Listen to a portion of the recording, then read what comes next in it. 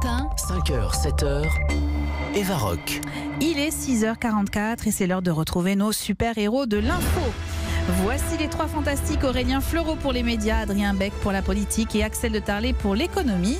Et messieurs, ce matin, vous avez fait le plein d'infos, depuis hier évidemment, Adrien Beck notamment, avec une question qui revient régulièrement.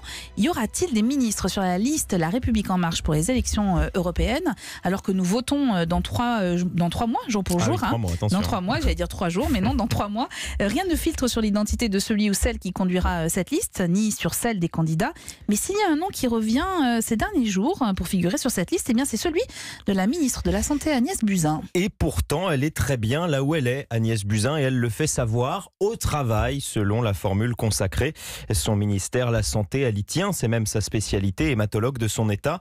Mais la voilà, presque malgré elle, à l'entendre, émancipée de son rôle de ministre issu de la société civile. D'abord pour défendre un président trop seul au début de son mandat, ensuite pour parler d'Europe, sujet fondamental pour la ministre. Elle qui compare la construction européenne à celle d'une cathédrale au Moyen-Âge. C'est ce que des hommes sont capables de bâtir ensemble qui va les dépasser et leur survivra. Ah oui. Vibrant plaidoyer, c'est beau comme un discours de campagne, car Agnès Buzyn n'en fait pas secret. Elle a envie de faire de la politique, avec peut-être en tête le parcours d'une Simone Veil qui fut sa belle-mère, ministre de la Santé comme elle, puis présidente du Parlement européen. De là à dire qu'Agnès Buzyn sera candidate aux élections européennes, elle ne s'est pas prononcée, balaie son entourage, car certains l'assurent. Édouard Philippe l'y verrait bien et l'aurait interrogé pour savoir si une candidature l'intéresserait. La ministre n'aurait pas dit non. En public, elle dément dans un sourire. Sans rien commenter, l'entourage du Premier ministre assure, lui, que le gouvernement est au travail. Formule consacrée, là encore. Alors, name dropping de ses amis, piste sérieuse, un conseiller ministériel analyse.